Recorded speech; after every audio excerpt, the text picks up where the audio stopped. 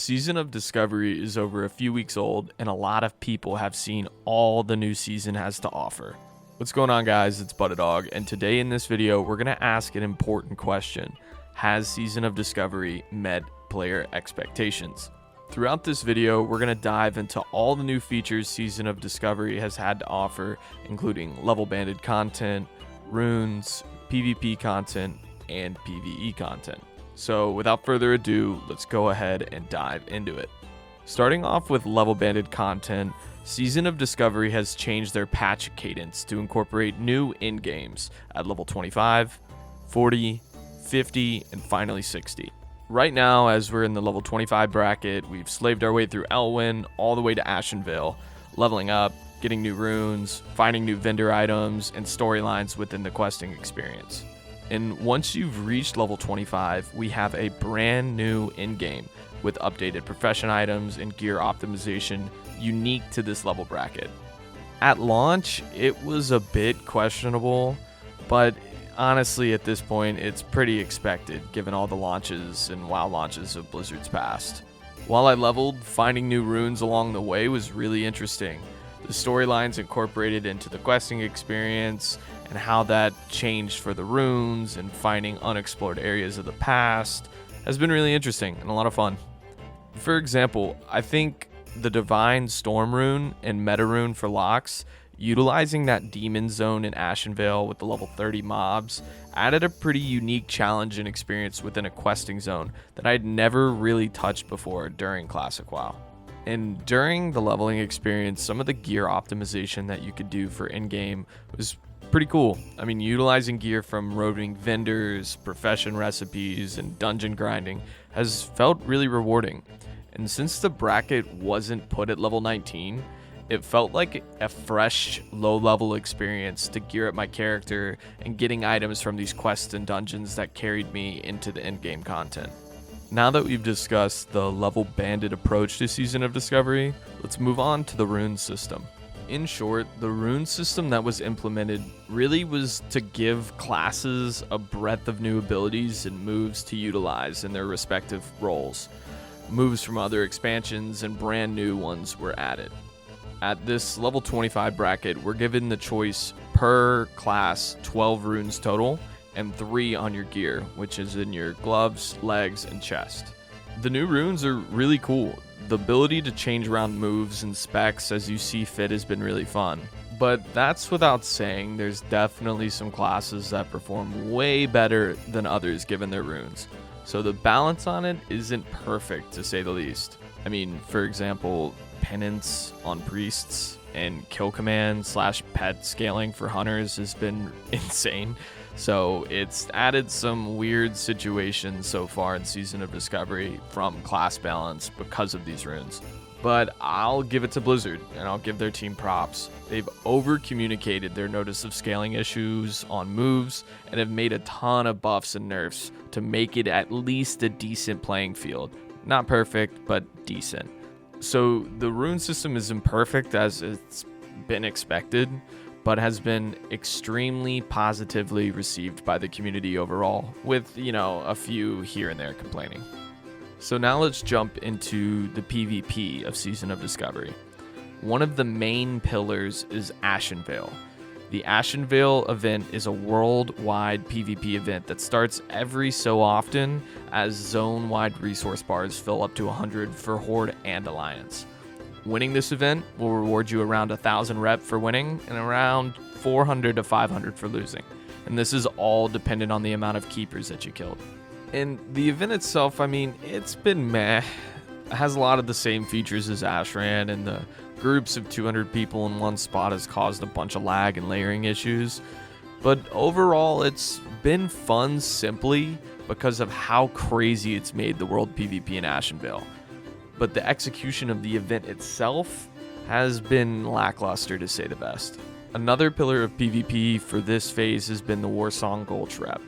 And for participating, like I said, in Ashenvale events or Warsong Gulch, you'll receive rep for really good items that end up being some of the best pieces you can get at this bracket. For me, the rep grinding has been somewhat monotonous if I don't feel like doing it, but If I'm really in the mood to PvP, as I'm mostly an avid PvP fan, I love it. Doing regular activities I would already complete on a day-to-day makes gear progression fun, and it makes it worth it to jump into raiding content with those really good pieces. And the PvP itself at this level has felt pretty unique and fun with a blend of new moves that we've gotten. It's definitely not balanced like I said before, but really what is balanced in Classic WoW? It's been fun at the end of the day, and that's really all that matters. And finally, to wrap up the features of Season of Discovery, we have the PvE content. First, just to start at like the dungeon grinding section of Season of Discovery, running the lower level content in Classic WoW has been some of my favorite memories of the game. The bracket is filled with a ton of fan favorites like Dead Mines, Shadowfang Keep, and Ragefire Chasm.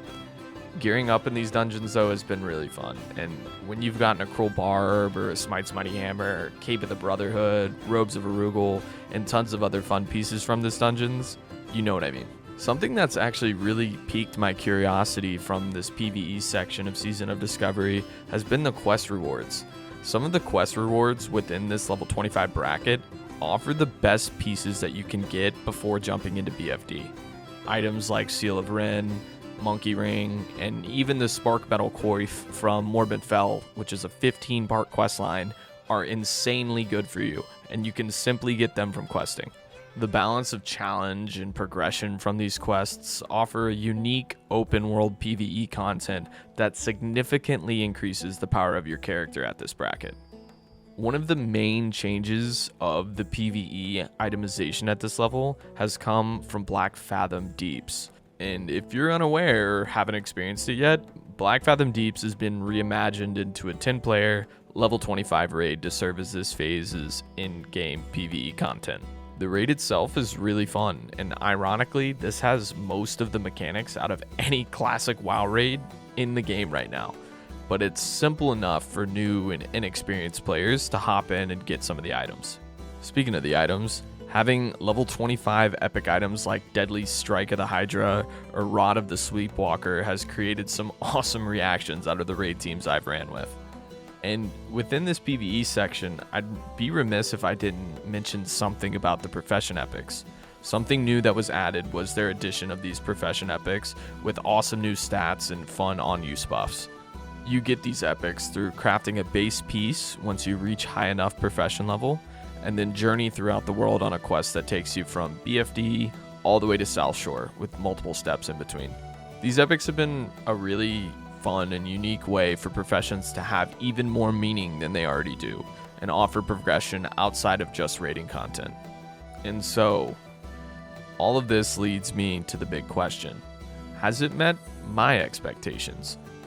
Yeah, it has, and it's far exceeded my personal expectations. Before Season of Discovery, everyone's idea of a Classic Plus variant of WoW was much different than one another. And I think SOD has done a fantastic job of blending Classic WoW with new features and expanding the existing world without adding too much to it that would ultimately take away from the adventure everyone loves about Classic. Leveling up and gearing a character to 25 has given me time to focus on multiple characters and have them in the best shape I can before the next phase rolls around. The community itself too has never felt so more alive. It's something I haven't experienced since Classic WoW's 2019 launch, or even further back than that. But has SOD been perfect? No, definitely not. It was frustrating getting soloed by Hunter Scorpions in Ashenvale, but Blizzard has communicated and promptly fixed issues that were tearing at the seams of Season of Discovery to alleviate any issues that would have came up. I truly cannot wait for what's to come in Season of Discovery and believe we're at the start of something that can offer a new future for Classic WoW itself. But enough from me. I'm curious to hear all of your thoughts. Has Season of Discovery met your expectations? Let me know in the comments below. And if you have enjoyed the video at all today, make sure to like the video and subscribe to my channel. I'm making these type of Season of Discovery videos weekly here at Buttadog. All right, everybody, keep on serving the Butta, and I'll see you in the next one. Peace.